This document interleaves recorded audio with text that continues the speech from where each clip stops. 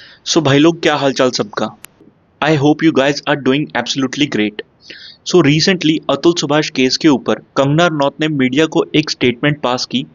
सो चलो पहले वो क्लिप देखते हैं, उसके बाद हम आज की वीडियो को स्टार्ट करेंगे। शौक में भी और शोक में भी है, क्योंकि एक बहुत ही नौजवान और उनका जो वीडियो है वो दिल दहला देने वाला है।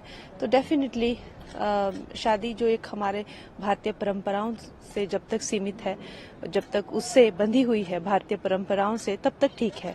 लेकिन ये जो, जैसा उन्होंने खुद कहा है, जो कम्युनिज्म का कीड़ा इसमें, सोशलिज्म का कीड़ा इसमें, एक तरह से जो निंदनीय फेमिनिज्म का जो पूरा साइड है उसका कीड़ा इसमें, और बाकी 3-4 चीजें अगर इसमें और एक धंधा लोग बना लेंगे उसको, करोड़ों रुपए की एक्सटॉर्शन उससे की जा रही थी, जो कि उसकी कैपेसिटी से भी बहुत बाहर थी।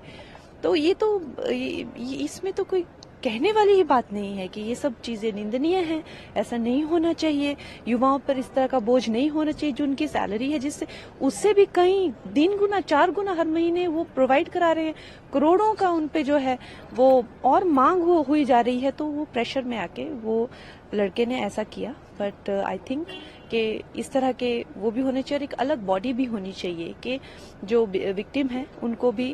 बट हैविंग सेड दैट, एक गलत महिला का हम उदाहरण लेकर जितनी महिलाओं को हर दिन प्रताड़ित किया जा रहा है, हम उसे नहीं झुटला सकते और ये नहीं कह सकते।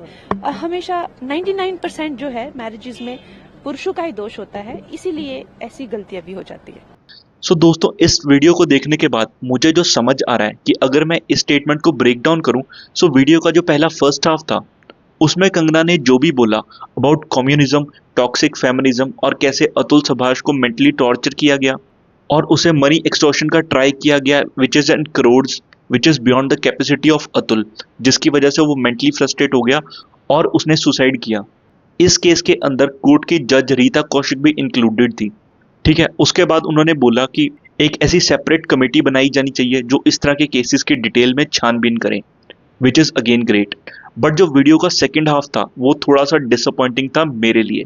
ये मेरा ओपिनियन है, क्योंकि यार सेकेंड हाफ में आप बोल रहे हो सिर्फ एक केस जहां पर एक महिला गलत है, इसलिए हम इस चीज को जनरलाइज नहीं कर सकते, which is a very vague statement for me.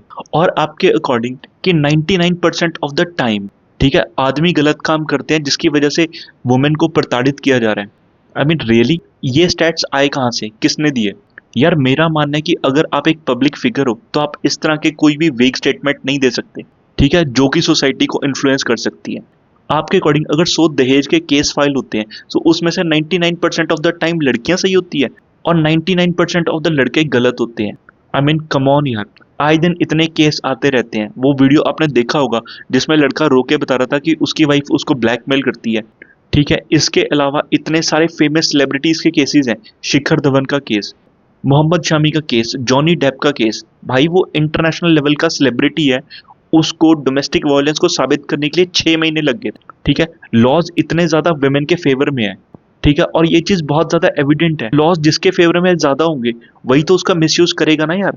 I mean लोगों ने बिजनेस बना लिया है, शादियां करो, 2-3 साल साथ में रहो, बच्चा पैदा करो, उसके बाद बच्चे को उठा के घर भाग जाओ और पति के ऊपर डिवोर्स का केस फाइल कर दो और आधी प्रॉपर्टी जब्त कर लो। और इस केस में अकेला आदमी सफर नहीं करता, उसके माँ बाप, उसके भाई बहन, उसके रिलेटिव्स, उसके सोशल स्टेटस का क्या, और उसकी प्रॉपर्टी जो उसने मेहनत से कमाई है वो भी आधी जा रही है। अब मैं नहीं कह रहा कि 100 में से 80 केसेस में ये होता है, बट अगर 20 में भी हो रहा है तो भाई ये चिंता का विषय है ना। अब 100 में से 20 बहुत ही छोटा नंबर लग रहा है, बट जब ये नंबर 1 लाख हो जाएगा केसेस का, तो जो बंदे सफर कर रहे हैं वो भी तो 20,000 हो जाएंगे।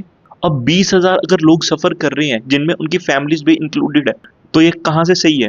और अगर आप वीडियो में बोल रहे हो कि इस चीज के लिए एक सेपरेट कमेटी होनी चाहिए, तो अगर एक ही केस है तो सेपरेट कमेटी बनाने की क्या जरूरत? अगर आपको कमेटी की नीड लग रही है तो ये नीड कहाँ से आई? वो नीड इसलिए आई ना कि भाई जो केसेस है वो इतने ज्यादा फैल रहे हैं और आए दिन इस तरह के केसेस आ रहे हैं कि मेन ऑल्सो नीड हेल्प। उनकी जस्टिस सिस्टम में सुनने वाला कोई नहीं है। मेरे पास मैटर आया साकेत कोर्ट का। एक लड़की आके कहती है कि मेरे 3 बच्चे हैं और मेरा हस्बैंड जो है मेंटेन नहीं कर रहा है और मुझे अब इससे मेंटेनेंस चाहिए। और ठीक है जी, मेंटेनेंस फाइल करते हैं। We filed the maintenance petition. उसके बाद हस्बैंड आता है, वो कहता है कि इसमें से जिस बच्चे का मेंटेनेंस मांग रही हो बच्चा मेरा नहीं है, आप डीएनए टेस्ट करवा लो चाहे, this is not my child. मैंने उससे पूछा, मैंने कहा तू बता, ये तो लिख रहा है। कि ये ठीक कह रहा है, this child is of friend of mine, मेरा उसके साथ रिलेशन है, ये बच्चा उसका है।